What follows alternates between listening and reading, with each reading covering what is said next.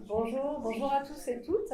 Bienvenue pour cette séance de Passe Jeunes Producteurs qui va être consacrée au thème Produire et diffuser un documentaire de court-métrage.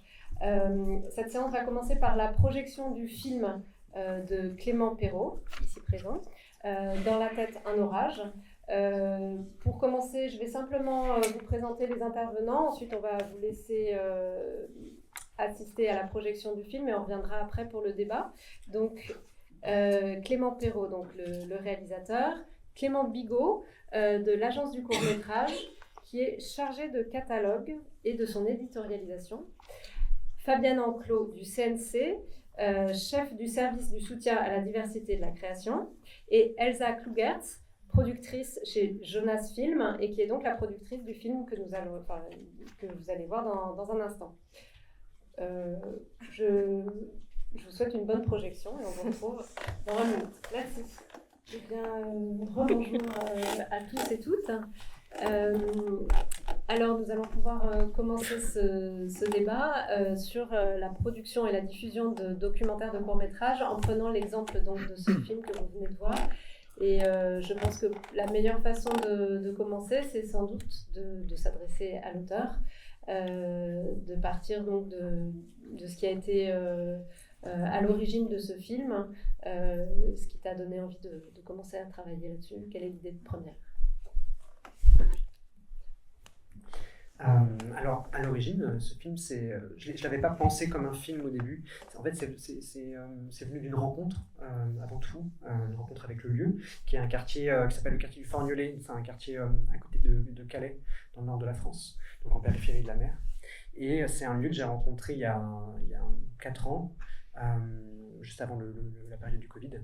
Un peu par hasard, en fait, en rendant visite à des proches. Et j'ai traversé ce quartier-là, et ça m'a un peu frappé parce qu'il y avait ces tours comme ça qui commençaient à être détruites et ça a un peu résonné avec le quartier de ma famille paternelle, là où vivaient mon père et mes grands-parents, et qui venait d'être totalement rasé quelques semaines avant. Donc il y avait un écho comme ça entre ces lieux, et donc je me suis arrêté. Là, il y a des enfants et des adolescents qui sont venus me parler, et j'ai passé la journée avec eux. Puis plusieurs fois pendant l'été, je suis revenu tout seul, avec au début un petit enregistreur sonore et puis ensuite une petite caméra qu'on m'a prêtée. Et c'était vraiment une sorte d'intuition. C'était une manière de tuer le temps aussi pour ces enfants et ces adolescents pendant cet été-là. Et en fait, c'est après coup, en voyant les images, en écoutant les sons, je me suis dit que j'avais envie de faire un film. Mais à cette époque-là, c'était vraiment de manière très très solitaire que j'avais ces désirs-là, parce que j'étais étudiant, mais je n'étais pas étudiant en cinéma. J'ai fait les arts déco et les beaux-arts à Paris, et donc c'est pas j'ai pas appris à travailler de manière très structurée comme on peut l'apprendre ailleurs. Donc c'était davantage des désirs d'image, des désirs de son, de récit, et donc j'ai commencé à envisager le film seul dans un premier temps. Donc après j'ai eu mon diplôme des arts déco, et j'ai parce que j'avais envie de le faire seul aussi pour des raisons peut-être de légèreté aussi, j'avais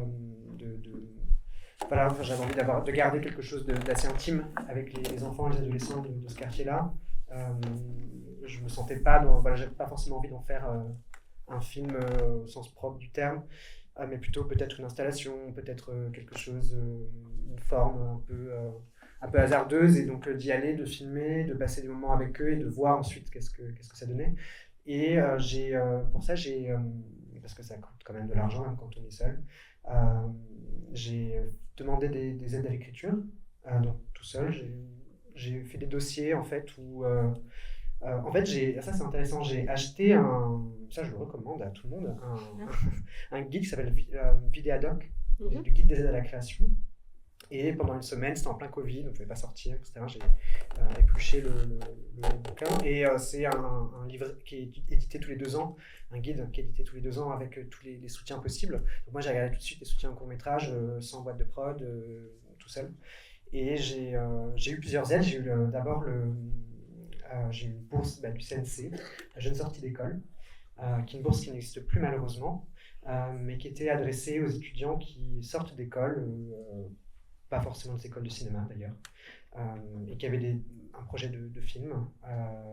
Donc j'ai eu cette aide-là, j'ai eu une bourse de l'ASCAM qui s'appelle Brouillon un rêve, qui est une bourse pour le documentaire de création, et une troisième bourse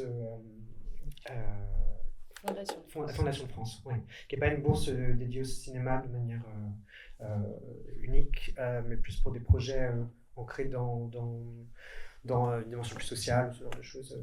Donc il finance quand même des films. Et à partir de là, beaucoup de personnes m'ont conseillé d'être accompagné par une société de production, en tout cas de ne pas le faire seul.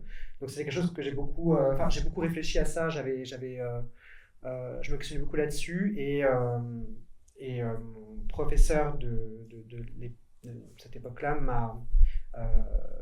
m'a conseillé aussi de peut-être rencontrer des producteurs et des productrices pour voir si cet accompagnement-là, qui est un accompagnement évidemment économique, mais aussi humain et artistique, pouvait apporter aussi au film. Et j'ai rencontré Elsa Klugertz de Jeunesse Film, qui est juste là, et qui a accompagné le film.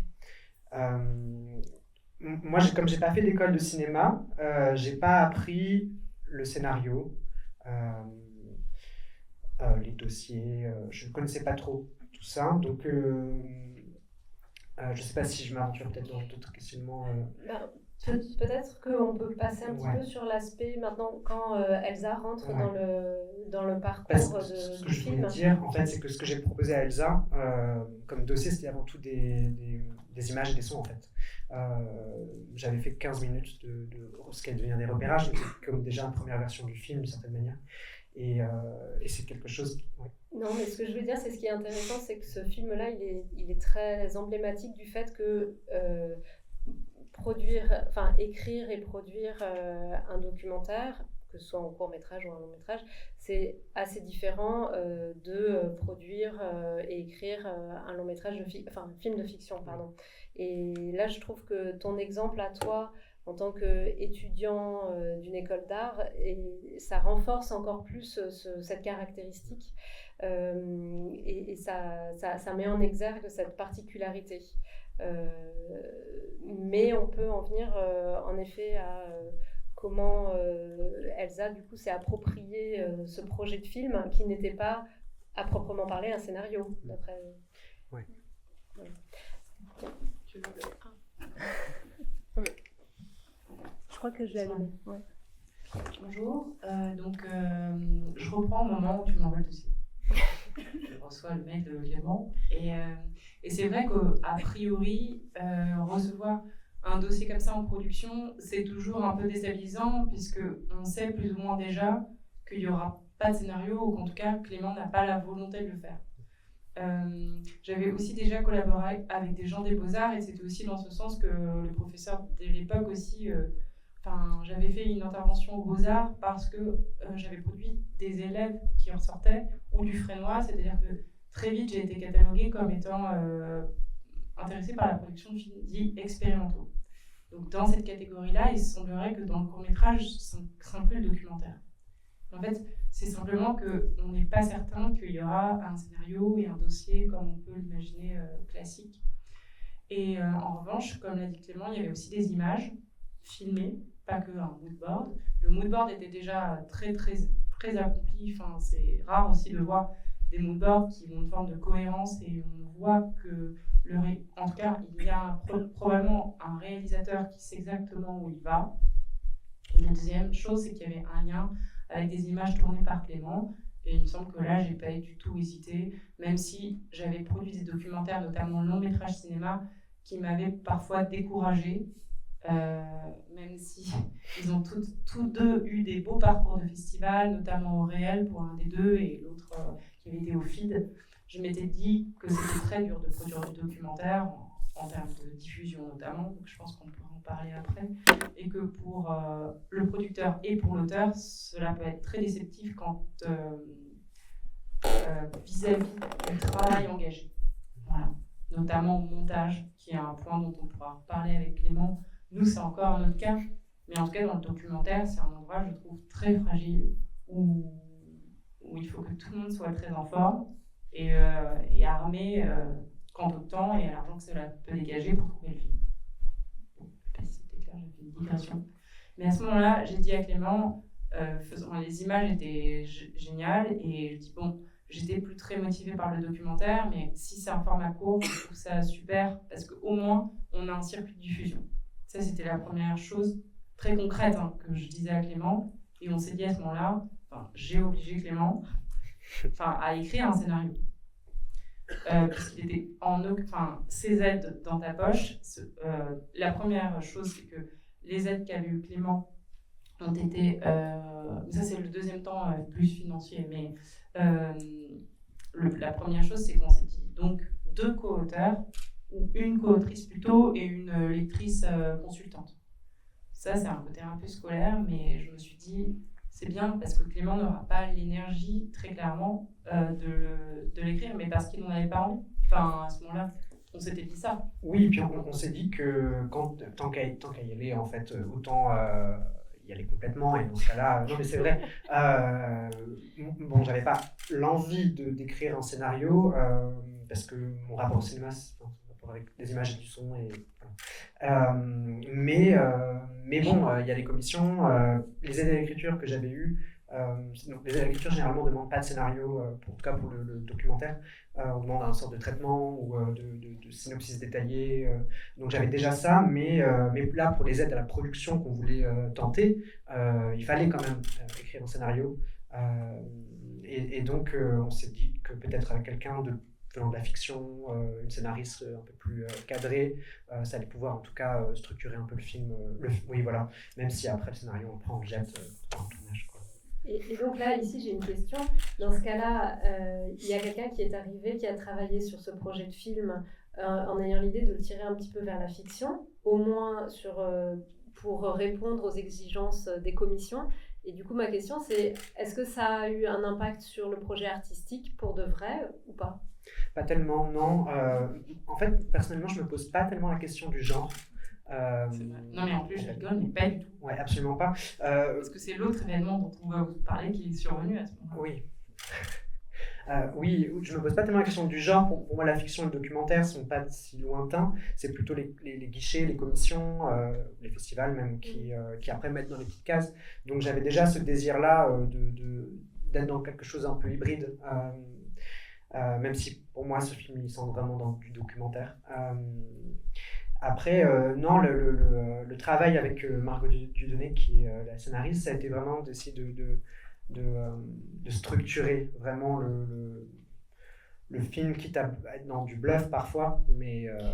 Mais donc, j'insiste, vous l'avez structuré, mais ce n'était que pour le dossier, et au final, ça ne se retrouve pas dans le film, dans le montage, cette structuration... Ça t'a même pas aidé, toi, non? Okay, d'accord. À aucun moment.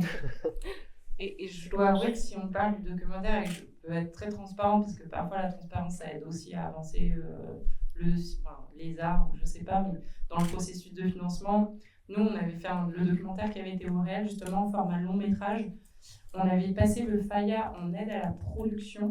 Alors, le FAIA, c'est le Fonds d'aide à l'innovation audiovisuelle, qui est donc... il s'appelle plus audiovisuel, Fonds d'aide à l'innovation documentaire.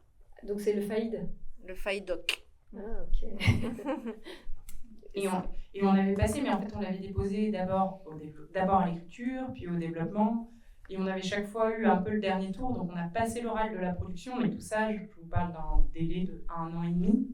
Et en fait, on avait tourné. Donc notre oral était étrange parce qu'on était censé récupérer de l'argent pour aller tourner. Et en fait, on avait fait une retranscription des dialogues pour en créer un scénario. Mais les dialogues étaient tournés. Enfin, il y avait quelque chose en fait, vous avez pu avoir un scénario parce que vous aviez... On a fait un relevé de dialogue, quoi. Tourné. Ce qui était... Et on en avait plus ou moins parlé à l'oral. Ils avaient très bien compris qu'on n'était pas du tout au bon moment. Parce qu'en fait, les délais, tout simplement, c'est pas du tout dû au sensei. C'est nous qui avons accéléré le tournage. Et en fait, parce qu'on a vu une aide de la région de France qui nous avait permis de partir en tournage, évidemment, c'est toujours le truc de... Mais surtout, inquiète de voir moi, une réalisatrice incapable d'écrire une ligne de scénario. Donc on a tourné, et après, sur les rushs, comme ça, on reprenait les lignes de dialogue et on a fait des blocs un scénario en fait. Mais le scénario en documentaire, c'est une vraie question parce que c'est une des pièces de mon. Mais aussi, c'est que pour le court-métrage documentaire, il y a peu en fait de guichets possibles pour avoir du financement. Et parfois, on se retrouve dans des commissions qui mélangent la fiction et le documentaire, voire qui sont des commissions de fiction. Donc là, on a essayé pareil, de bluffer, on va essayer d'écrire un scénario et de faire passer ça pour de la fiction ancrée dans un réel, mais pas du réel. Voilà. Et donc, forcément, c'est là que c'est plus délicat, en fait, quand on propose un film qui est quand même un documentaire et où, en fait, la vérité même du film se trouve plus dans les images et les sons, on se retrouve à fournir quand même quelque chose d'un peu factice. Et ça marche pas à tous les coups, hein. La plupart du temps ça marche pas parce que le cinéma de fiction a quand même un travail du scénario plus abouti, donc c'est compliqué de trouver des guichets possibles autres que des guichets d'aide à l'écriture. Oui. Alors, mais on a déjà eu la VR1 sur un documentaire, je tiens à le dire parce que la VR l'aide avant réalisation court-métrage avec un documentaire tourné à l'étranger. Et c'était peut-être aussi un argument parce que sans cette aide, on ne pouvait rien faire. Effectivement, on l'a eu avec aussi un scénario, mais on avait aussi joué le jeu comme avec Clément. Mais pour Clément, je pense que c'était impossible de se projeter. Enfin, comment dire, le scénario même écrit avec Margot, Dieudonné, Clément et tout. La force de travail qu'ils avaient quand même parce que c'était quand même pas que scolaire cet exercice, c'était vraiment quand même on essaie de se mettre dedans, de trouver la forme du film. En fait, je trouvais que ça pouvait vraiment pas retranscrire la force du film. Il fallait peut-être un concept fort derrière, ce qui était le cas du film pour lequel on a eu l'aide avant réalisation, etc. Là, je crois qu'on l'avait moins en fait. Alors là, avant de partir sur peut-être un panorama des aides que va nous faire tout à l'heure Fabienne, je voudrais rester encore un petit peu sur le parcours de production de ce film et te demander, Clément, qu'est-ce qui a été le moment déclencheur où tu t'es dit, c'est bon, je passe de cette étape de je réfléchis, j'écris, etc. à bon, ça y est, cette fois-ci, c'est bon, je pars en tournage, je le fais. Alors, donc on avait ces 3 aides à l'écriture. Donc c'était un peu le matelas, on va dire, du film. Et, totalement, même on peut dire que... Enfin, pardon, je te coupe à ce moment-là, mais à ce moment-là, on a la nouvelle du préachat LCP. Ah oui, mais attends, j'y ai Ah oui, pardon, ça je vais vraiment en parler. Donc, mais moi j'avais déjà dit à Clément, non mais je le dis parce que ça, c'est pas trop à mon avantage de le dire, mais c'est vrai que je l'avais déjà dit à Clément, il me semble à peu près à ce moment-là. Je lui avais dit, et ah oui, deuxième chose que j'ai voulu dire qui est très importante en documentaire, c'est que Clément, quand on s'est vu, tu m'as dit, il faut qu'on tourne cet été. Parce que le quartier l'a détruit. Le quartier, on avait... Enfin, c'est ça le documentaire, c'est que l'urgence du réel nous rattrape en permanence et que les temps de production sont souvent plus longs. Donc à ce moment-là, et ça va à ma décharge, je dis à Clément, d'accord, mais si on n'a rien de rien, il faudra qu'on fasse une coproduction tous les deux pour partir en tournage. Et de ce pécule que tu as eu de SCAM, CNC Sortie d'école et Fondation de France, qui faisait, je ne sais plus, mais autour des 15 000 ou un peu plus euros, il faudra qu'on fasse une coproduction et que tu aies des droits sur le film et que tu m'en cèdes une partie si on part en tournage. Et nous, on met une part de risque. Mais on ne peut pas faire tout comme ça et avancer et recruter, sachant qu'on va avoir une équipe. On s'est dit aussi qu'on allait adapter le tournage aux moyens, mais qu'on... Voilà, à ce moment-là, il se passe aussi quelque chose... Mais un coup de théâtre. Oui, alors oui, même un peu avant le coup de théâtre, je dis à Clément. Par contre, moi, en tant que société, ce qui arrive aussi beaucoup, et ce qui est normal, en fait, toujours pour rappeler la précarité du documentaire, je dis, moi, on ne veut pas employer des gens non payés, on veut être hyper réglo, donc on fait ce petit micmac, si tu veux, on part et on fait tout le monde est rémunéré, c'est les salaires, tout va bien, et on fait ça bien, et ensuite on aura des aléas post-prod. En gros, à ce moment-là, c'est l'avancement qui se produit. Ça veut dire que vous partez dans l'idée de faire le film avec uniquement des aides à l'écriture d'un côté et espérer des aides à la post-prod après. Et donc continuer à déposer, mais avec une espérance. Deux acteurs du film à égalité, deux producteurs finalement, deux coproducteurs, toi amenant le projet et les aides à l'écriture, et toi amenant la structure. Amenant l'équipe, la structure, notre travail et l'encadrement, tout en continuant évidemment. Là, c'était pour l'urgence de date, sinon on n'aurait pas parlé de ça, puisqu'on se serait dit on attend un an, comme tout financement de court-métrage, à peu près un an.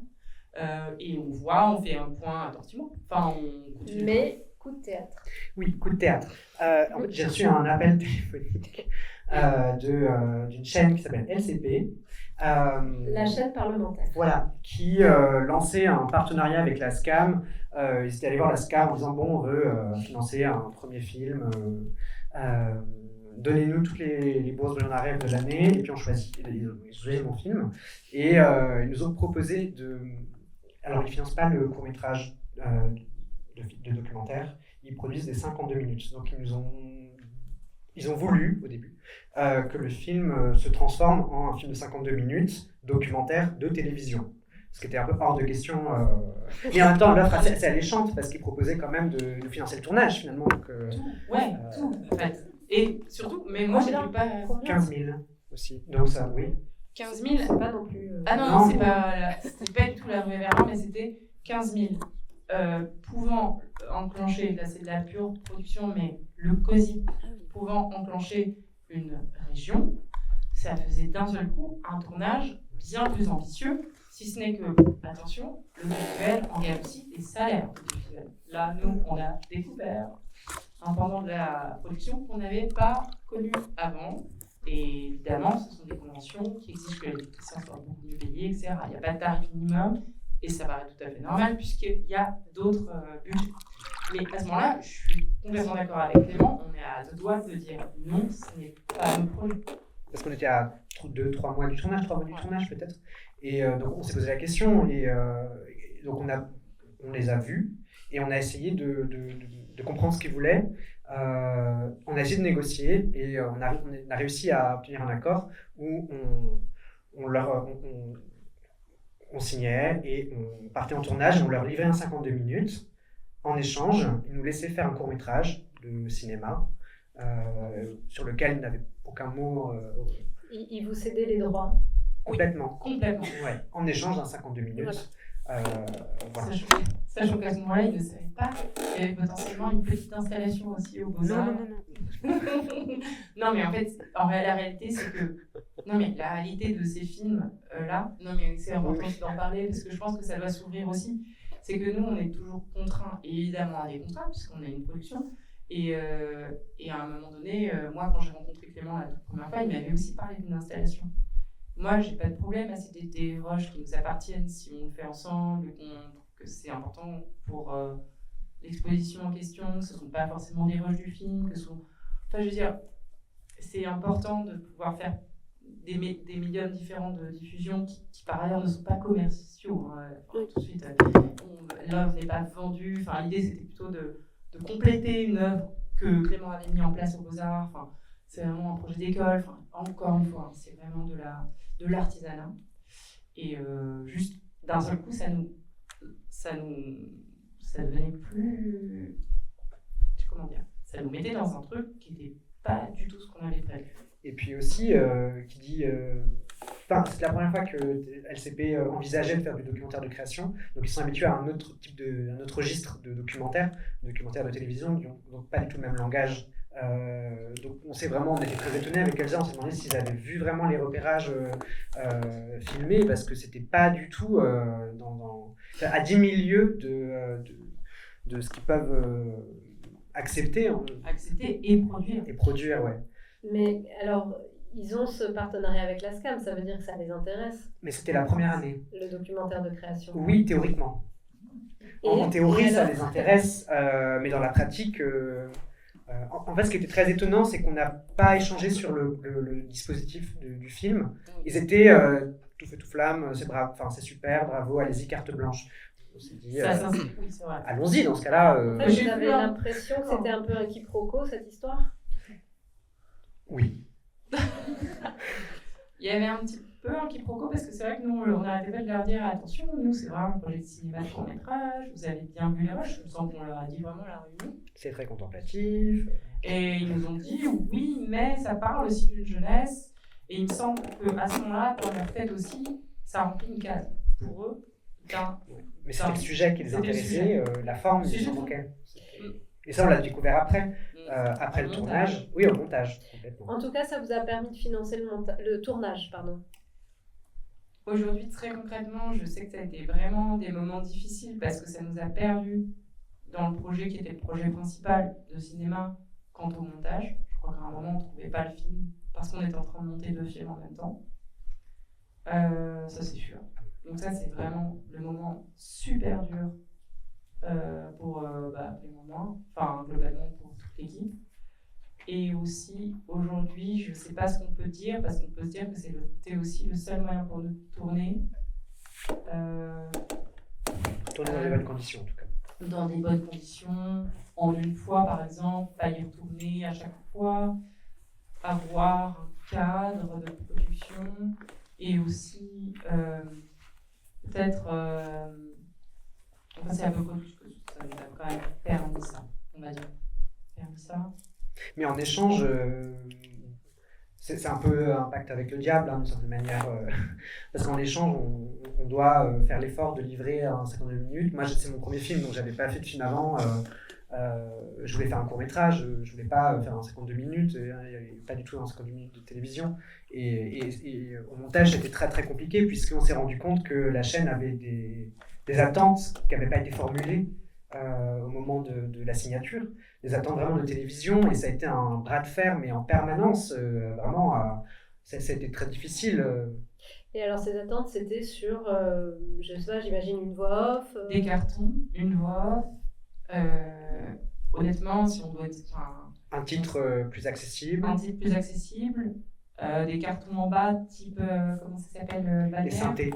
Les synthés. Les synthés, ça s'appelle. Ouais, des cartons, un peu comme voilà, le chirurgien va apparaître dans la caméra, il va marquer docteur Dupont, chirurgien. Bah là, il voulait qu'il y ait des synthés pour chaque enfant, alors qu'on s'en fout qu'il s'appelle Pierre Cosy. Non, mais c'était tellement loin du projet que... De la voix, de la discussion face caméra à partir de 2 minutes du début du film.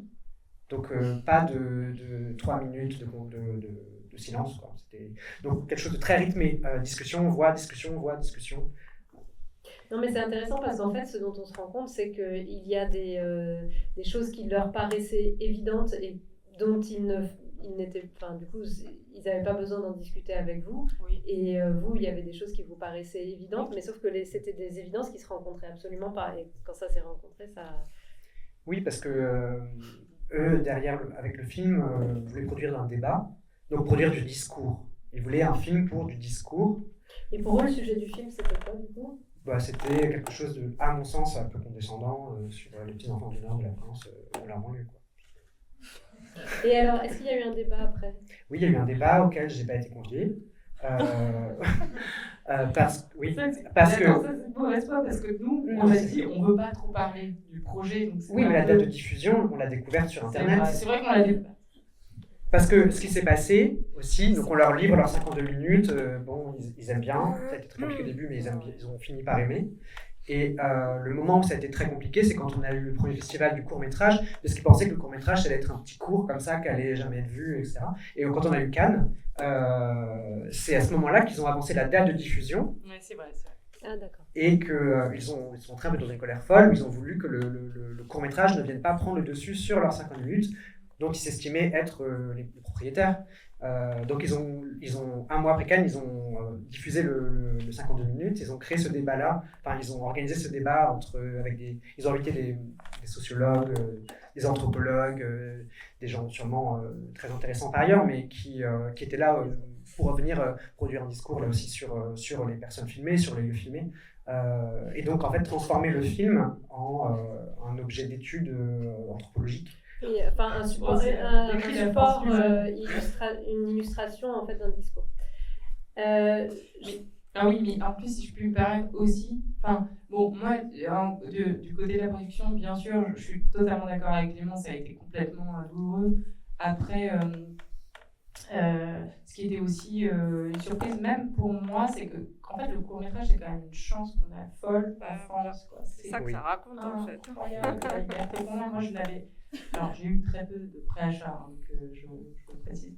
On a eu plus d'achats après avoir produit que de préachats.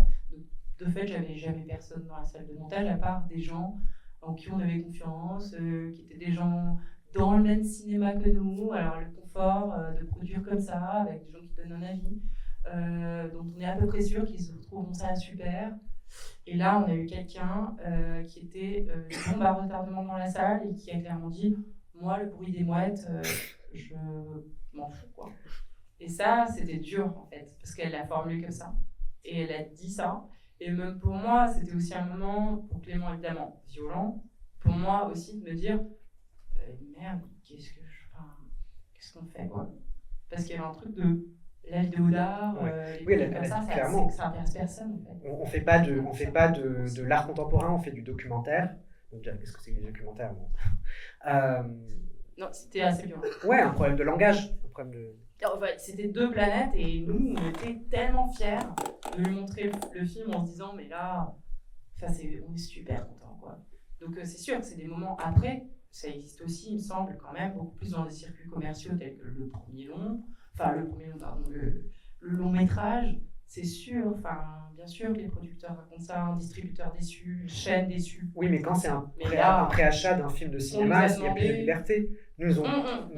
Non, j'ai vraiment... Non, ouais, des films qui sont à Cannes, des films qui ont des festivals, où les producteurs me disent mais j'étais aux larmes, en fait, et le réalisateur, il est sorti presque de la salle, parce que ça peut être extrêmement violent, le rapport au marché. Mais en même temps... Je voudrais maintenant demander à Fabienne de nous faire un petit panorama des aides du CNC possibles pour le court-métrage documentaire, parce qu'on a parlé de pas mal de... Enfin, c'est toi, Elsa, tu as parlé de l'avance... oui, avant réalisation, le FAIA qui donc a changé, etc. Donc peut-être que... Non, après, ce que je trouve très intéressant dans ce que vous racontez, vous venez de décrire le passage du court au long, quoi. Donc c'est ça que ça raconte. Et moi qui venais du long avant de vraiment mieux rentrer dans l'univers du court-métrage au CNC, oui, c'est long de faire des cours, oui, c'est compliqué parce que c'est l'endroit le plus ouvert du CNC. Donc il y a 1500 personnes qui arrivent tous les ans, et que si à un moment on décide de ne pas mettre d'entrée, de barrière à l'entrée, c'est-à-dire il n'y a pas besoin d'avoir fait des études, il n'y a pas besoin d'avoir fait autre chose, il n'y a pas besoin d'avoir écrit quoi que ce soit avant, donc c'est très sélectif, donc c'est très long. Mais ça reste, et c'est la consigne qu'on donne en permanence, ça reste l'endroit de la liberté, de l'expérimentation, l'endroit où ça peut à la fois vous servir, certes, évidemment à vous exprimer, à être une carte de visite, à être absolument libre, à faire du long et à revenir au cours pour expérimenter de nouvelles choses que vous ne pouvez pas expérimenter au long métrage ou à l'audiovisuel télé, parce que c'est d'autres budgets, c'est d'autres contraintes, c'est d'autres interlocuteurs. Et donc, moi, je pense que c'est ça que vous racontez, en fait. C'est que quand même, malgré toutes les difficultés qu'il y a à faire des cours et l'économie absolument inexistante quasiment du court-métrage, quand on est producteur, voilà, c'est l'endroit protégé où, dans les chaînes télé, vous avez 4 interlocuteurs depuis toujours qui connaissent tout ce qui a été fait, qui accompagnent les auteurs, qui vous laissent libre de faire. Voilà, donc à partir de là, ouais, c'est... Donc, les aides de court-métrage. Non, mais je suis allée parce qu'il y a Mathilde de Piriou qui est là dans la salle et qui s'occupe donc de la VR1, l'aide avant réalisation, premier film qu'on a créé ensemble en 2022. Et je suis allée vérifier que le mot scénario n'était pas dans les textes, parce que quand je suis arrivée au CNC il y a 4 ans, j'ai fait enlever le mot scénario de toutes les demandes d'aide au documentaire. J'étais là, merde, il en est resté une quelque part. Donc normalement il n'y a pas de scénario, et à l'écriture et au dev il n'y a pas de traitement. Donc les aides au documentaire dans le service en fait dont je m'occupe et dont Mathilde fait partie. C'est un service qui s'appelle le service du soutien à la diversité de la création, et c'est donc un service qui a pour particularité d'avoir plusieurs dispositifs qui sont, à part le cours où il n'y a que du cours, donc moins de 60 minutes, qui sont tout format, c'est-à-dire du court, du long, de la série, et qui sont aussi transversaux au cinéma audiovisuel. Donc il y a le Fonds d'aide à l'innovation documentaire qui lui est à l'étape de l'écriture, du développement et de les orales que tu évoquais, du développement renforcé, qui n'est pas une aide à la production. Et ça c'est hyper important parce que oui, ça sert à produire les films, on le sait tous, tout le monde le sait, puisqu'il y a très peu d'aide en production documentaire long métrage, mais il n'y en a pas les contraintes de l'aide à la production puisque ça reste de l'aide au développement, donc pas de convention collective, etc. etc. Mais je nierai l'avoir dit devant vous. Voilà. Donc il y a ces aides-là qui sont, elles, le court-métrage représente à peu près 20% des films aidés sur le Fonds d'aide à l'innovation documentaire. Il a cette spécificité que jusqu'au développement renforcé, donc jusqu'à la mise en production, il est extrêmement bien adapté, et j'y suis pour rien, donc j'en parle d'autant plus librement, à la pratique documentaire, qui est que en production documentaire, vous trouvez vos financements au fur et à mesure du développement du projet. Vous commencez à écrire, et à part si en effet vous voulez faire un 52 minutes hyper formaté avec voix off qui parle écrit sur l'écran, etc. Là, vous savez qu'a priori vous allez chercher une télé. Même si la télé fait aussi des choses pas formatées du tout, il y a quelques cases, hein. Mais il y a beaucoup de films où quand vous commencez à écrire, vous ne savez pas encore ni quelle durée vous allez avoir, ni si vous allez le financer à l'audio ou au cinéma. Et donc le Fonds d'aide à l'innovation documentaire permet en court comme en long de pouvoir se dire j'écris, je développe, etc. Et puis peut-être que je vais avoir LCP, peut-être que je vais avoir Roche Télé, je vais pouvoir faire un film très libre, peut-être que finalement je vais avoir une lucarne à Arte, ou peut-être que finalement je vais trouver un distrib en cours de route et que du coup ça va plutôt être du cinéma. Donc là, la spécificité du fonds, ce ne sont que des gens du documentaire qui lisent. Producteurs, distributeurs, monteurs, diffuseurs, etc. Que des gens qui viennent du documentaire. Il n'y a absolument personne qui vient de la fiction à chaque étape du dispositif. Donc, et les dossiers qui sont demandés sont 15 pages sur l'écriture, qui vous donne automatiquement le développement si vous avez l'écriture, ça vaut pour les cours aussi. Et ensuite le développement renforcé, où là en effet il y a un oral, et ce développement renforcé vous permet en gros de faire un premier tournage. En vrai c'est rarement le premier, souvent le deuxième ou le troisième, mais on sait que c'est très très long, et de faire un premier montage de 30 minutes pour justement aller pouvoir convaincre des diffuseurs ou des distributeurs, puisqu'en documentaire, en long métrage en tout cas, on sait que de moins en moins les diffuseurs et les distributeurs s'engagent sur dossier, ils s'engagent désormais tous sur image. Et donc le fonds sert à ça, à les financer un teaser ou en tout cas une première maquette qui va vous permettre d'aller convaincre sur image. Sur le fonds image de la diversité qu'on gère aussi dans ce service et qui est donc à toutes les étapes de l'écriture jusqu'à l'édition vidéo, donc production, distribution, développement, etc. Le court-métrage est aidé à partir de l'aide au développement, il n'est pas aidé à l'écriture. Et ça, c'est une aide complémentaire. Et là, pareil, il y a 50% de documentaires qui sont aidés. Donc, c'est à peu près 50 projets par an aidés sur les 100 projets aidés. Et là, c'est le seul fonds thématique du CNC.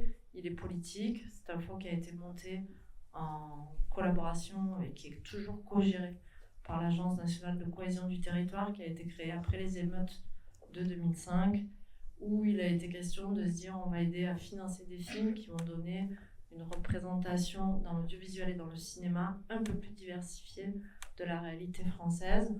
Donc évidemment tous les quartiers prioritaires de la ville, banlieue mais pas que, mais aussi l'outre-mer et également toute la partie mémorielle, esclavage, guerre d'Algérie, etc. Autant de sujets qui n'étaient pas traités suffisamment et qui ne sont toujours pas, mais en tout cas il y a ce fonds qui aide à le faire et qui est donc à la fois pour l'audiovisuel, des projets télé et pour le cinéma. Et là le court-métrage est aidé à partir de l'étape du développement. Et donc sinon, le le gros bloc d'aide au court-métrage, le département court-métrage. Donc là, la manière dont c'est organisé, donc comme je vous le disais, il y a à peu près entre 1300, 1400, 1500 dossiers qui arrivent chaque année. On aide 50 films au final. Voilà, donc c'est organisé en comité de lecture. On a créé, quand Clément était venu sur Jeunes sorties d'école, en 2021, Mathilde, ouais, puisque ça aussi on l'a monté ensemble avec Mathilde, Jeunes sorties d'école.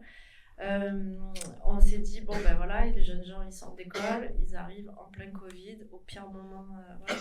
Donc on va faire un appel à projet, ça va être 5 000 €. Ils viendront en groupe pour sortir de l'isolement, entre 2 et 5 personnes.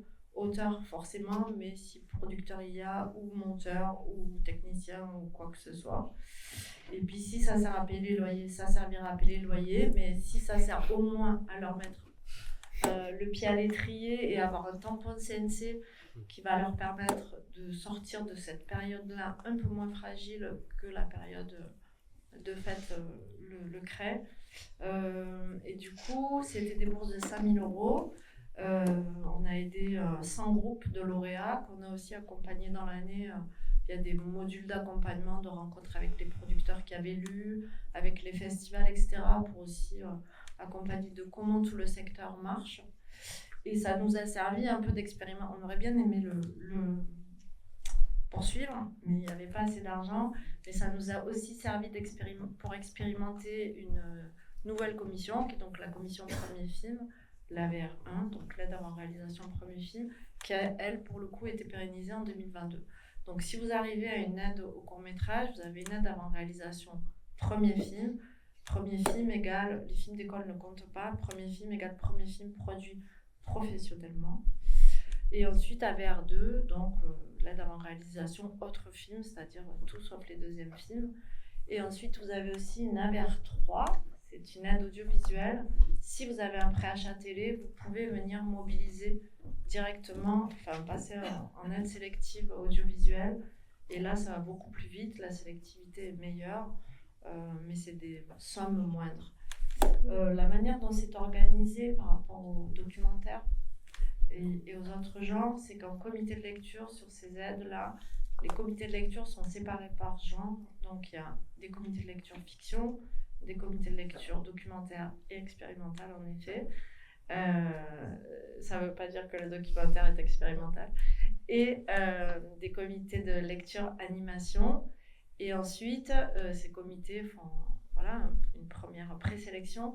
Et ensuite, il y a des plénières. Il y en a donc 6 à la VR1 par an et 8 à la VR2 par an aussi. Et là, ce sont des commissaires qui viennent de tous les genres. Donc, il y a forcément des gens de la fiction, forcément des gens du documentaire et forcément des gens de l'animation.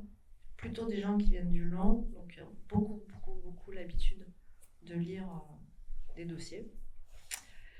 Et les choses qu'on a essayé de mettre en place pour essayer d'aller un peu plus vite sur la présentation des aides, il y a l'aide après réalisation, où là, tout le monde peut venir du moment que vous n'avez pas été en amont. Sur les aides avant réalisation, l'aide, elle est la moyenne documentaire, elle est à 50 000. La moyenne fiction à 60, 70, je crois que c'est derrière. Ouais. Et les taux de sélectivité, ils sont évidemment très bas.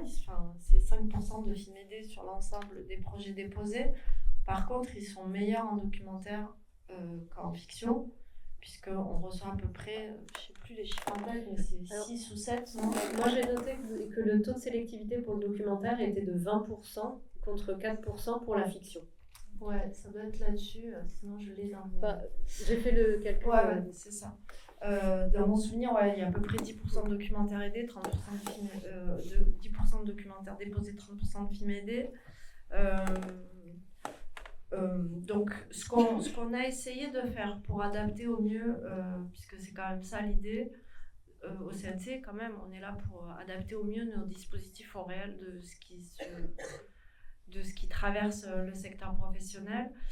Sur le documentaire, ce qu'on a essayé de faire, mais sur plein d'autres, sur les autres genres aussi, à vrai dire, Donc c'est évidemment enlever le mot scénario qui ne veut pas dire grand-chose au fond d'aide à l'innovation documentaire jusqu'à l'étape du développement renforcé où là on ne vous demande jamais une continuité dialoguée au secours.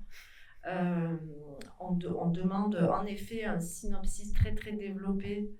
Après, dans d'autres guichets, la SCAM, en région, ils demandent un traitement. Donc de toute façon, on essaie aussi de se caler. Quand on s'est dit on met 15 pages à l'écriture, c'est parce que la SCAM c'était 15 pages. Et plutôt que d'avoir des auteurs qui bossent sur 18 dossiers différents, on se dit on essaie d'uniformiser. Si la SCAM c'est 15 pages, oui, ça contraint à synthétiser. Mais c'est un peu plus absorbable par les commissaires et les lecteurs qui lisent beaucoup. Et puis ça permettra aussi d'envoyer un peu le même dossier. Avec la SCAM, c'est quand même des dossiers très semblables. Donc c'est plutôt évidemment toujours ce qui compte beaucoup, ça va être quand vous arrivez, je parle comme si vous aviez jamais fait, je sais pas si je m'adresse à des novices absolus mais en production, mais en tout cas l'idée c'est d'arriver, ce sont toutes des aides extrêmement sélectives. L'aide à l'écriture, c'est pas une aide qui va aider à écrire ex nihilo à partir de zéro quoi, hein. C'est plutôt une aide qui va déjà en fait, nous on conseille aux auteurs d'arriver avec, une fois que vous êtes posé toutes les questions que vous pouviez vous poser seul et que vous êtes arrivé à la fin de ce que vous pouvez là écrire, c'est-à-dire être suffisamment compréhensible pour mettre en partage avec des gens qui vont vous lire, puisque en fait les objectifs, les enjeux des aides, c'est toujours vous arrivez, vous avez votre projet dans la tête, c'est très clair pour le prod, c'était clair pour l'auteur. Le truc, ça va être comment vous allez partager ça et rendre compte de ce que vous avez dans la tête avec d'autres gens qui ne vous ont jamais parlé, qui ne vous ont jamais lu, etc. Et c'est d'être le plus clair possible. Et dans l'idéal, ça devrait être un outil de travail et pas un exercice obligé pour avoir l'argent. Pour plein de gens, moi je parle beaucoup avec des documentaristes hyper confirmés qui ont fait plusieurs langues, etc., qui désormais ont suffisamment de maîtrise des choses pour que ça soit réellement un outil de travail et qui soit un peu la base, parce que le réel, il vous revient toujours dans la figure à un moment, il vous échappe absolument. Quand vous partez 3 ans, 4 ans, suivre des gens à l'autre bout du monde, vous savez absolument pas ce qui va se passer, et que l'écrit pour eux, c'est un moyen de revenir, ah oui, attends, mon intention de base, mon désir initial de film, il était là, et là, il y a tout ça qui se passe, et comment je remets de l'ordre dans tout ce qui se passe, et que j'arrive quand même à suivre quand même ce qui alimente ce qui était mon désir de film. Donc, dans l'idéal, à terme, ça sert à ça d'écrire. Mais après, en effet, ce qu'on a essayé au maximum de mettre en place, c'est de pouvoir, évidemment, au fond de l'innovation documentaire, évidemment, des images, de l'écriture, tout ce que vous avez, tout ce qui peut faire, tout ce qui peut servir à incarner votre projet, à transmettre au commissaire ce que vous avez, ce que vous voulez faire. Et au court-métrage, depuis 2021 ou 2022, je ne sais plus aussi. Évidemment, il y a les films précédents. Il y a un film précédent si vous en avez déjà fait. Mais pour les premiers films, on demande, c'est pas obligatoire, mais c'est 3 minutes qui vous servent à incarner votre projet autrement que par l'écrit, justement, et que par les photos. Donc, là, typiquement, un univers qui est assez évident tout de suite. C'est la 3e fois que je vois le film. Des choses très très fortes dans les images, donc, et ça c'est regardé, c'est vraiment lu et regardé par les commissaires, puisque le fait d'avoir créé comme ça plusieurs commissions, les plénières, au lieu d'avoir 35 projets, il y en a 20, et donc la contrepartie pour eux c'est vraiment de tout regarder, donc il ne faut pas hésiter quoi, à incarner son univers autrement que par l'écrit. C'est hyper important en documentaire. Ce que j'entends beaucoup dans ce que tu dis, c'est qu'il y a quand même eu une sorte de révolution un peu au CNC là, sur tout ça, de prise en compte de ce que c'est que le documentaire par rapport... on est sorti du tout écrit. Oui, je pense qu'y compris à l'avance sur recette, etc., ça a bougé. Ouais. À l'agrément, ça a bougé, c'est-à-dire que les tournages conservatoires peuvent être acceptés quand vous avez un personnage principal qui est sur le point de mourir ou qui risque de... oui, vous avez le droit de tourner, même si c'est pas un début de tournage, avec une date, vous avez le droit de garder des images, et ensuite tout ça est discuté en commission. Il y a des gens du documentaire partout maintenant quand même, Moi, je trouve que ça, oui, ça a bougé, y compris sur le long métrage. Parce que quand on entend les professionnels, ils se plaignent encore beaucoup du fait que les processus de choix ne sont pas du tout adaptés au documentaire. Mais là, toutes les choses qui ont été mises en place depuis, disons, 2020 semblent vraiment aller dans le sens d'une prise en compte de la spécificité du documentaire.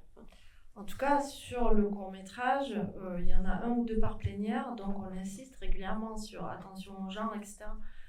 Et comme il y a des gens du doc, 1 ou 2, c'est des plénières où il y a 8, 9 personnes, il y a des gens du documentaire. Donc, comme il y a des gens de l'animation aussi, c'est des dossiers spécifiques. Ouais. Et donc, les gens de l'animation disent aussi, mais personne ne sait lire l'animation, etc. Après, il y a quelque chose de contradictoire. Quand vous avez parfois 2 personnes de l'animation qui sont là, c'est pas eux qui défendent les projets de l'anime, en fait. L'exigence, elle est autre.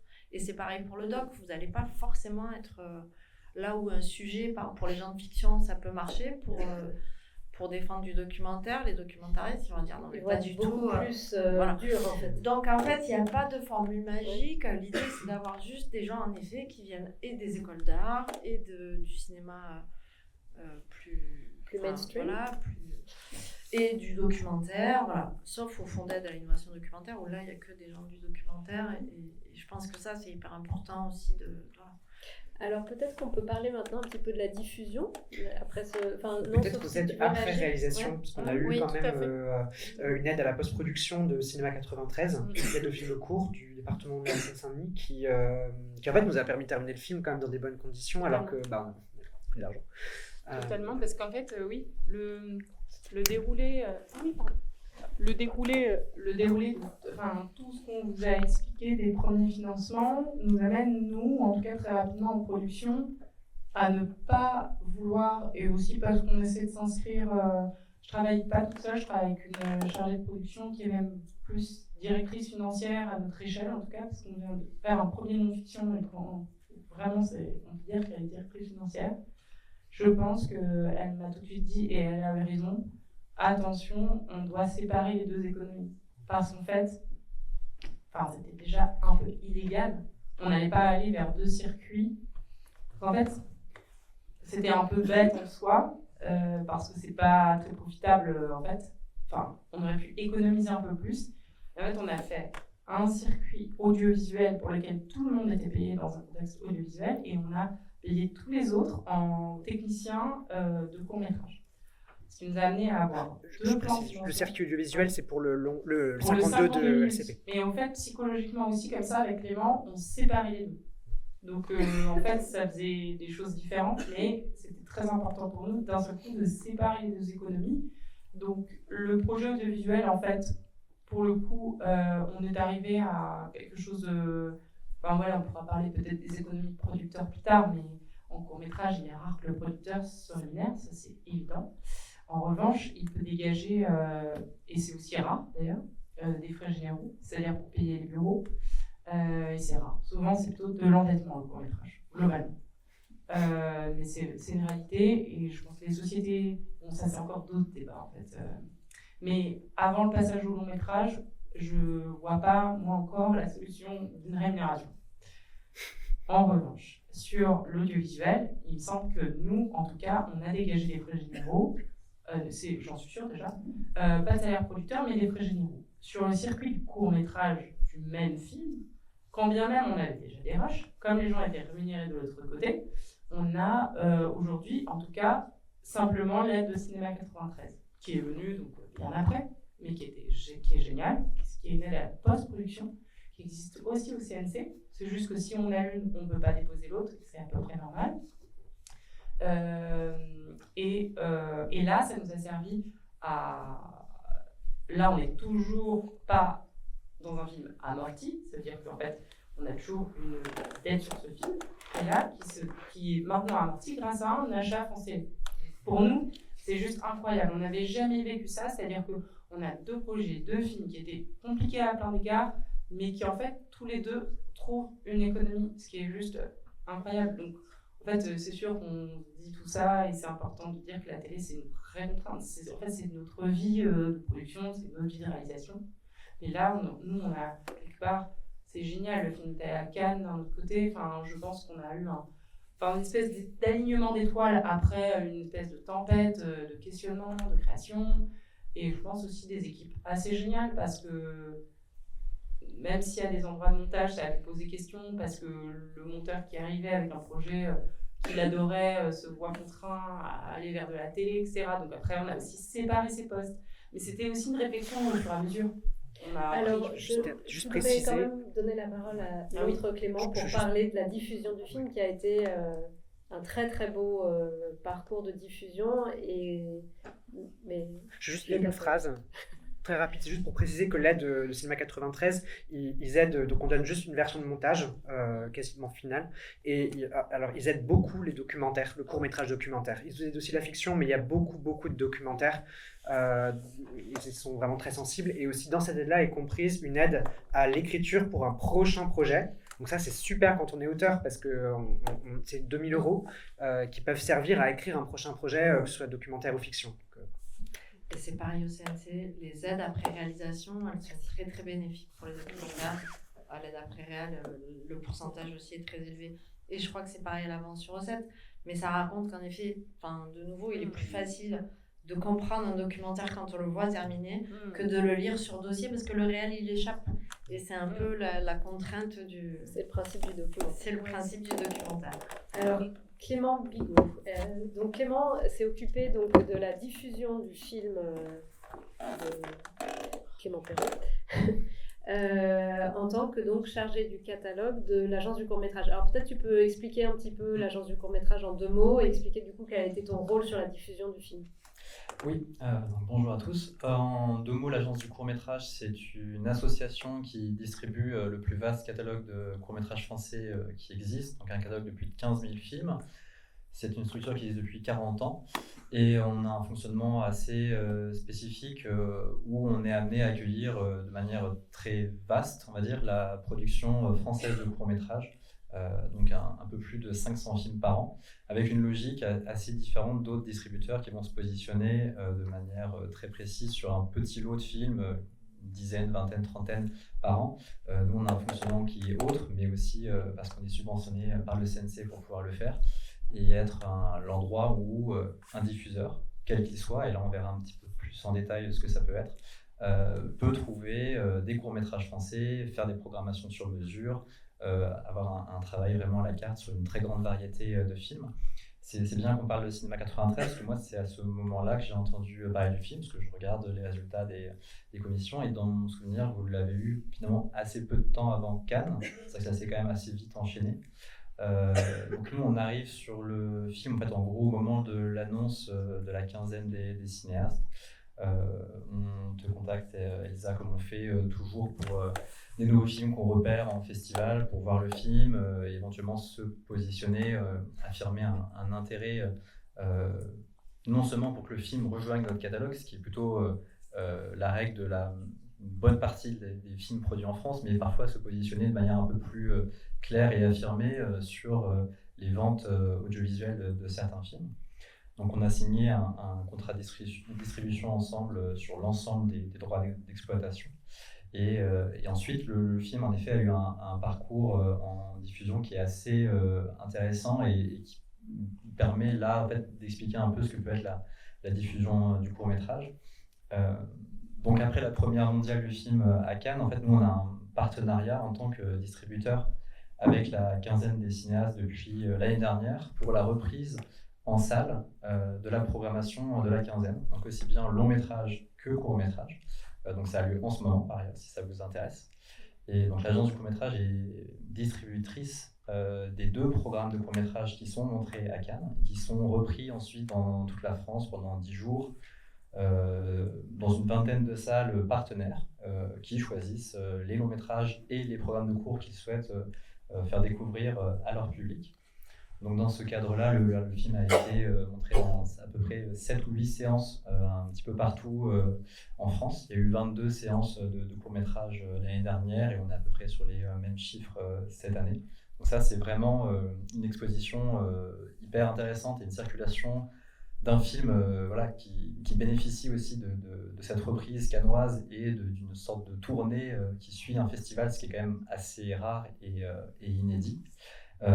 Et après, le gros du travail, si on le découpe en deux blocs, ce qui relève des projections publiques, et ensuite on parlera peut-être des ventes audiovisuelles, notre travail au quotidien, dans le cadre de projections publiques, c'est de faire du conseil en programmation et de répondre à des demandes diverses et variées d'une typologie très très large de diffuseurs. Donc ça peut aussi bien être un festival comme Côté Court ici, qu'une salle de cinéma, une association qui diffuse dans un autre lieu, un musée, une EMJC, des projections en plein air, voilà, toute autre chose, un comité d'entreprise, voilà. Ça peut être énormément de choses. Mais donc c'est les gens qui viennent vers vous, vers l'agence du court-métrage et qui vous sollicitent pour organiser des programmations. Voilà, en fait, on est quand même identifié comme un lieu centralisateur où on va pouvoir faire un projet vraiment sur mesure pour une projection. Donc, nous, on va communiquer sur des films en particulier, des reprises de Cannes, de festivals, des parcours d'auteurs, parfois de passage du court au long. Mais le gros du travail quotidien, c'est aussi de répondre à des demandes de programmation et là c'est important aussi de le dire parce que tu parlais des débats sur des films, mais il y a beaucoup de programmations de courts-métrages dont l'axe de programmation c'est vraiment le thème, la thématique. Et nous on est sollicité au quotidien par des structures qui veulent faire une programmation court-métrage, je sais pas, sur l'adolescence, sur Calais, sur l'été, voilà, tout type de thématiques. Et nous notre travail c'est de les aiguiller au sein du catalogue pour vraiment faire une programmation sur mesure qui souvent est pour une seule projection et qui dans l'immense majorité des cas comprend plus d'un film. Voilà. C'est plutôt 4, 5 films comme finalement une séance dans un festival et nous on les aide vraiment à construire ça sur mesure. Et j'ai une petite question par rapport à ton film. Il a eu un beau parcours en festival, mais ça, c'est pas l'agence du court-métrage qui s'en est occupée. Ça va être directement quelqu'un dans la boîte de prod qui fait les inscriptions en festival. Ça, c'est un autre axe de développement. Et donc, je me permets juste une petite incise. Donc, ce film a été sélectionné dans beaucoup de festivals en France, mais aussi à l'étranger. Et ça, c'est grâce probablement à la notoriété acquise grâce à la sélection à la quinzaine des cinéastes. Et à Clermont après aussi, ça a relancé, Clermont-Ferrand, donc, ça relance beaucoup les... Donc il y a eu la quinzaine des cinéastes, Clermont-Ferrand, Best of Doc, Travelling, Aix-en-Provence, DMZ, Ajaccio et Pantin. Et peut-être et plein là, d'autres. à la fin du mois, en Espagne, Cinéma Jové, le Mécal, voilà, donc ça c'est un circuit parallèle au travail fait par l'agence du court-métrage. Oui, en effet, et qui pour un documentaire, peut-être plus que pour un film de fiction ou d'animation, peut vraiment aider à porter un film et à accroître sa diffusion, peut-être un peu plus pour les documentaires, parce qu'aussi un peu moins de visibilité auprès du grand public et peut-être plus de réticence, mais on pourra expliquer un petit peu pourquoi. Donc, par exemple, Best of Doc, ça c'est quelque chose qu'on a géré nous-mêmes, c'est assez intéressant la manière dont ça s'est passé. On travaille assez régulièrement avec c'est quelle structure qui organise documentaire sur grand écran. Qui est venu vers nous pour nous proposer en fait que nous fassions une shortlist un peu de courts-métrages documentaires de l'année qui nous semblent intéressants, une variété de durée, d'écriture, voilà, des films assez différents, de leur faire une shortlist et eux de faire travailler un comité étudiant qui va choisir ensuite 5 films dont les droits de diffusion vont être pris en charge par documentaire sur grand écran. Donc c'était 300 € par exemple, pour vous donner un ordre d'idée. Qui ensuite vont être disponibles pour toutes les salles qui participent à cet événement. Donc, parfois, on est aussi sollicité par des structures qui peuvent avoir un projet comme ça assez intéressant et qui sort des sentiers battus d'impliquer un comité étudiant ou autre pour choisir eux-mêmes des films. Et donc, les canaux de diffusion d'un documentaire court-métrage, ça va être donc tout ce que tu viens d'expliquer, mais ce qu'il faut dire, c'est que tout ça, c'est super, mais c'est pas une économie viable. Enfin, disons que ça va rapporter un petit peu de recettes, mais c'est vraiment pas ça qui va permettre d'asseoir la production du tout, ni même d'amortir le film. Voilà, ça va apporter un petit peu de recettes, mais aléatoire et faible. En fait, sur les projections publiques, ça dépend vraiment des types de films. Il y a des films qui peuvent être vraiment rentables et vraiment... court-métrage documentaire ? Non, pas en court-métrage documentaire, mais en court-métrage tout court, oui, c'est possible. Fiction, surtout animation, en fait. Et surtout animation publique. Oui, mais là, on parle vraiment d'un autre monde, on va dire. Mais en court-métrage documentaire, après, il n'y a pas vraiment beaucoup séparation entre fiction et documentaire de ce point de vue-là. La logique des projections publiques, c'est la rémunération, majoritairement, c'est un forfait. Donc, ça dépend pour nous de la durée du film. On a une grille forfaitaire. Et pour ce film aussi, c'est un petit peu moins de 100 €. Et après, on a une règle de calcul. Donc, on est sur quelques centaines d'euros, en fait, à chaque projection. Mais après, il peut parfois y avoir des parcours exemplaires où les films sont montrés 30, 40, 50 fois dans l'année. Et chacune de ces projections est rémunérée. Donc, c'est pas totalement anecdotique. Par contre, c'est peut-être là où on va parler plus des ventes audiovisuelles. On est évidemment sur d'autres montants et tout particulièrement sur une vente télé. Donc, en effet, le film a été vendu à France 2. France 2, France Télévisions, il y a un montant qui est lié à une rémunération qui est de 500 € la minute. Donc, plus le film est long et plus l'achat est cher. Donc là, ça fait une vente à un peu plus de 10 000 €. Donc tout de suite, c'est très intéressant. Mais après, voilà, il faut aussi se rendre compte que les chaînes ont des budgets en préachat et après, ils ont un budget en achat, mais il y a très très peu d'appelés et peu d'élus. En préachat documentaire, il n'y a pas. Enfin, ils arrivent tous chez nous à la VR3 et il y en a eu un. C'était Guillaume Braque l'année dernière. Après, il y a des projets hybrides. Honnêtement, on les voit tous arriver, c'est que de la fiction et de l'anime. Il y a pas, c'est le gros point noir du court-métrage documentaire, c'est qu'il n'est pas bien financé en amont parce qu'il n'y a pas de préachat de chaîne. Arte en plus n'achète pas le court-métrage documentaire. Ne préachète pas, mais peut acheter. Hélène, parfois, elle en achète un, deux, et c'est là. Mais là, on arrive vraiment dans le minoritaire, quoi. Déjà, le court-métrage, c'est une économie minoritaire, mais là, le court-métrage documentaire, c'est le minoritaire dans le minoritaire. Après, il y a des projets parfois hybrides qui peuvent être à la fois de l'animation et du documentaire, qui peuvent bénéficier de préachat. C'est le cas de Malbec pour côté France 3. Voilà, il y a des... C'est ça aussi, ce que tu disais, en fait, c'est quoi un documentaire? Il y a plein de films qui sont l'animation, documentaire, mais aussi un peu fictionné. Donc voilà, donc, il y a une manière aussi de jouer un peu sur différentes cases pour rentrer ou pas dans des... Et une relation au diffuseur. Voilà, et aussi en effet dans une relation au diffuseur, parce qu'en effet, même une fois un parcours exemplaire en festival comme à Cannes, c'est pas évident en fait de vendre un documentaire à une chaîne de télévision pour différentes raisons. Il y en a une en fait qui est assez commune à ce qui se passe pour des projections ponctuelles, qui est celle de la durée. Donc nous, dans notre catalogue, en moyenne, les documentaires sont plus longs que les films en prise de vue réelle ou les films d'animation, mais encore pour d'autres raisons. Donc plus le film est long, plus ça va coûter cher à la chaîne pour l'acheter. Et puis il y a une logique aussi de cases en fait, c'est-à-dire que en fait, comme une programmation d'une salle qui est une programmation d'1 heure, un film de 40 minutes, tout d'un coup la programmation elle est autour de ce film-là et après c'est du complément. De la même manière, la durée de la case des chaînes de télé elle est fixe en fait. Elle n'est pas de 50 minutes telle semaine et ensuite 1h30 parce que tout d'un coup il y a un moyen métrage documentaire qui est vraiment super et qu'on va pouvoir casser cette case-là. Donc il y a aussi une logique vraiment de programmation qui fait que voilà, les documentaires étant un peu plus longs que les films de fiction, c'est aussi un peu plus compliqué.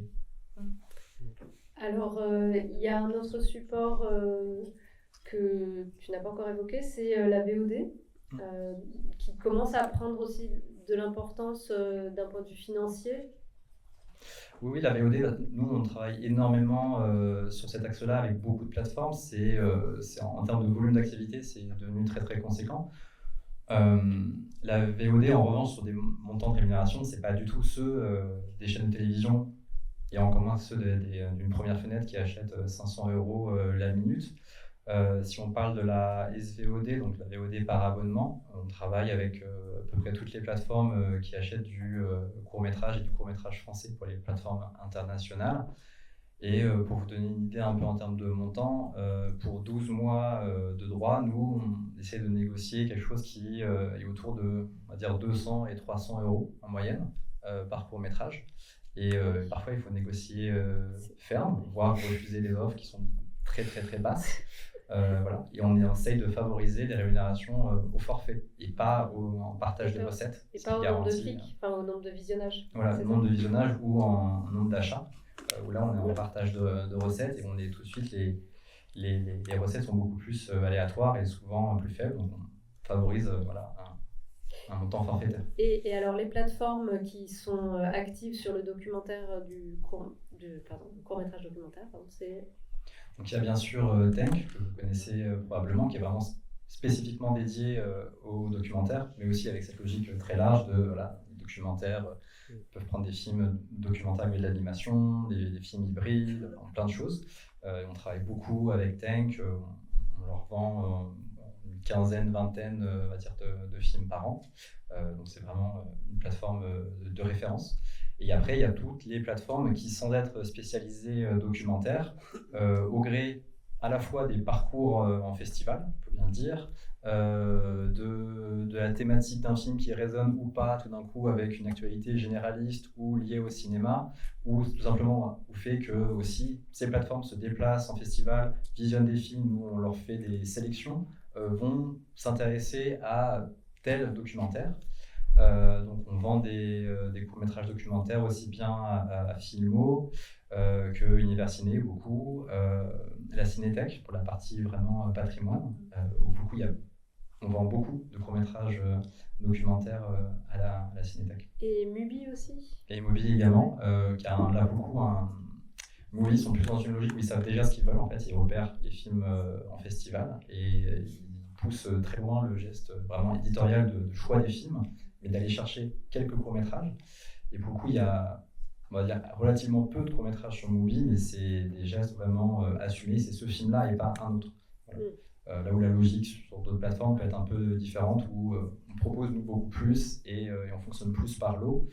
Mubi n'achète pas des films en lot, ils viennent chercher un ou deux films très précisément pour telle raison et l'associer avec un long-métrage. En fait, la plupart du temps, c'est qu'ils suivent un auteur. Enfin, soit c'est qu'ils suivent un auteur, donc ils vont aller chercher les courts-métrages de l'auteur en question, soit ils ont aussi, souvent, ils fonctionnent par partenariat avec des festivals, et donc ils vont prendre, là, je sais pas si Côté Court est partenaire avec Mubi, mais potentiellement, ils peuvent prendre plusieurs courts-métrages de Côté Court. Oui, faire des focus, des sélections, et ce qui est assez intéressant, qu'ils ont inauguré il y a maintenant quelques années, et qui est un peu à rebours de la logique de la plupart des plateformes, et même de la plupart des diffuseurs, c'est parfois de faire des focus sur des auteurs et autrices qui ne sont pas encore passés au long métrage. Alors que nous, l'axe de communication principal pour faire parler du court à tout le monde, c'est aussi pour certains auteurs et autrices le passage au long qui tout d'un coup donne plus de lumière, parce que sortir en salle dit presse, dit aura.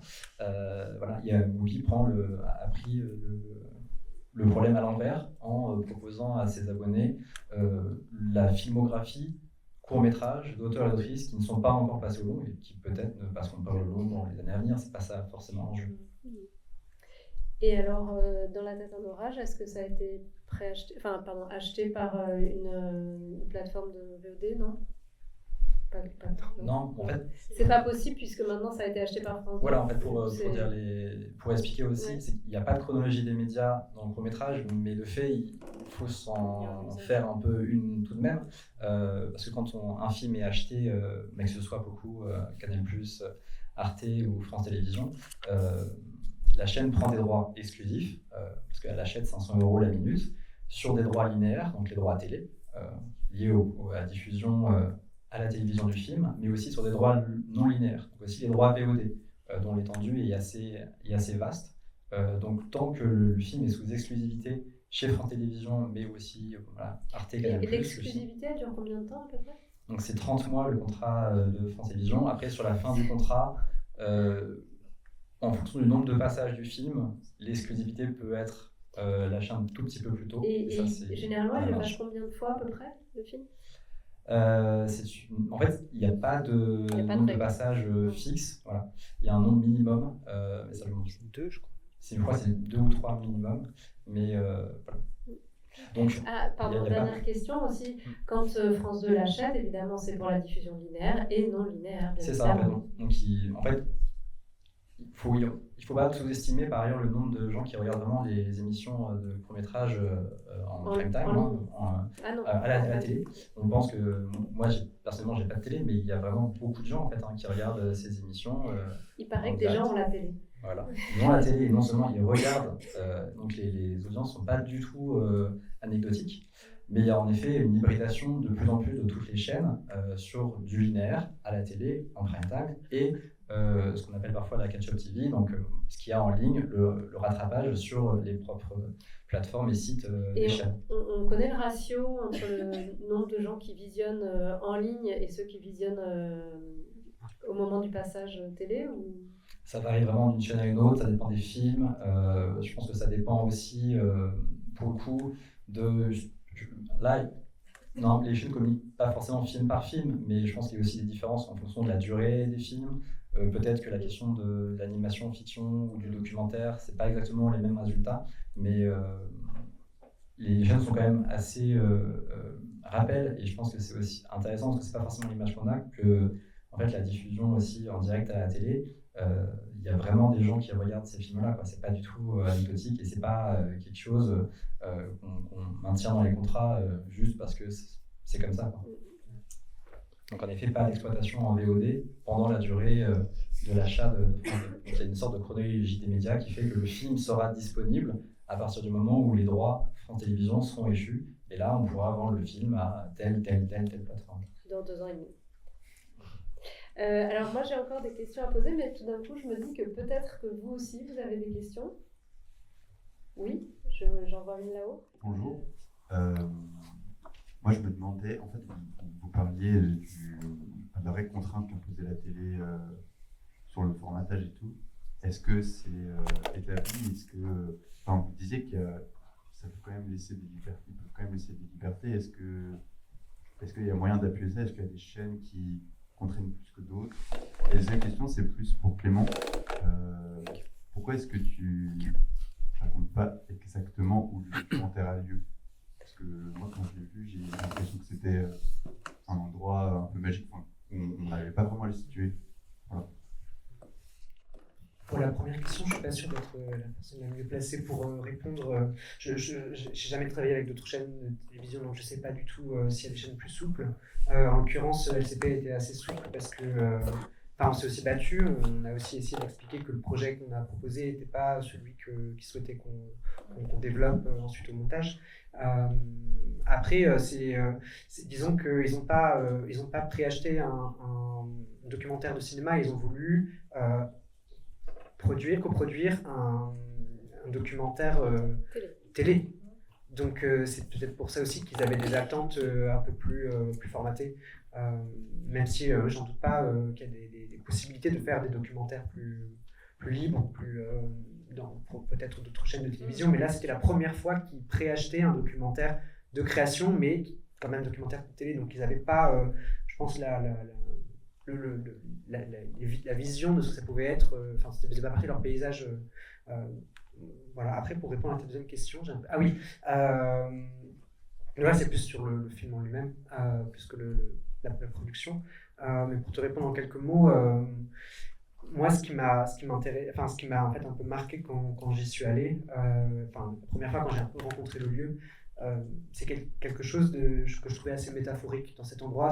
L'été, les enfants et les adolescents ils passent toute la journée dehors en bas des tours, mais aussi dans la nature, environ les tours. Les parents restent à l'intérieur des habitations.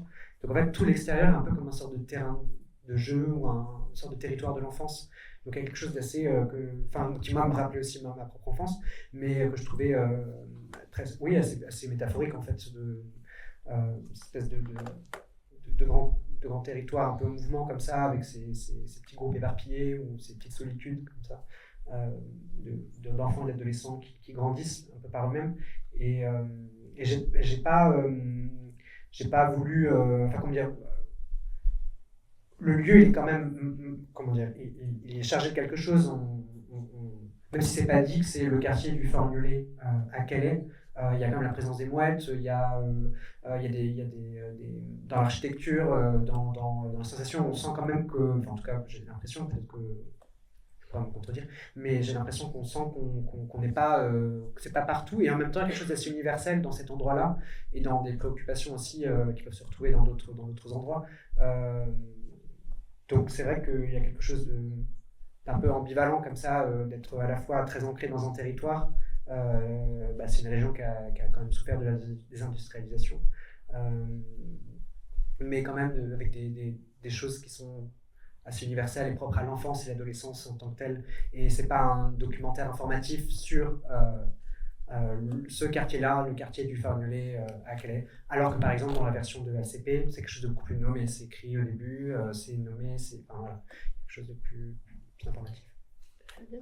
Oui, non, peut-être que par rapport à votre question, je pense qu'il y a enfin, quand on parle de documentaire, il faut faire attention. C'est-à-dire que quand on parle de court-métrage, ou au département court-métrage, typiquement, on est sur les moins de 60 minutes. Par contre, là où ça peut porter à confusion, c'est que les chaînes de télé prennent des 52 minutes, qui sont des unitaires audiovisuels, que nous ne considérons pas comme un court-métrage de création.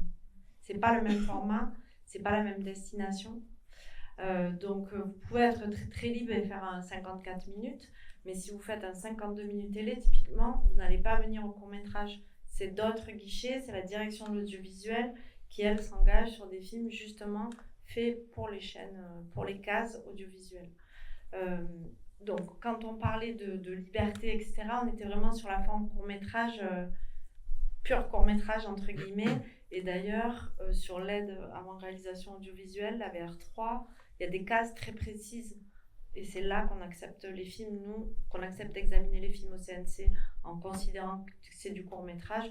C'est des cases court-métrage qui sont très spécifiques et qui relèvent d'un format court-métrage et qui donc vont donner lieu à une politique de diffusion ou quand on accepte ces films-là pour l'aide au programme, typiquement, parce qu'on sait que c'est un travail de diffusion très particulier qui ne relève pas d'une diffusion audiovisuelle 52 minutes sur toutes les chaînes télé.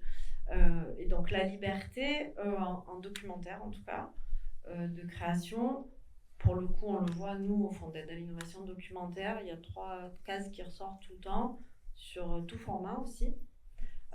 C'est La Lucarne sur Arte, 25 nuances de doc, France Télé, et L'Heure des, France Télé. En gros, il y a 3 cases.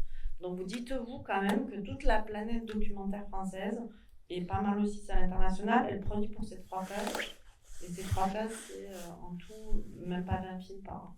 Donc clairement, et pour le coup, je prêche beaucoup pour la pratique documentaire parce que je trouve qu'elle est très très inventive et parce qu'elle est moins lourde à monter.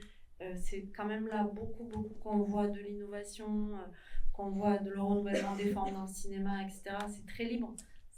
Moi, je pense que c'est un des endroits les plus libres, en long comme en court. Mais c'est une tannée à produire et pour gagner sa vie, c'est compliqué. Et par ailleurs, on parlait des 500 par minute, qui est super, mais dès que ça dépasse 30, c'est considéré comme du moyen métrage et c'est un forfait. C'est plus du tout à la minute, donc c'est pas aussi bien financé que voilà. Après, ça permet aussi des libertés de durée et on a aidé des cours documentaires de 45 minutes qui sont devenus des longs d'1h20 et qui ont trouvé leur place en salle, etc. Et vraiment souligner quand même la présence d'un court-métrage documentaire à la quinzaine à Cannes, c'était un peu le truc exceptionnel, quoi, ça n'a pas dû arriver si souvent.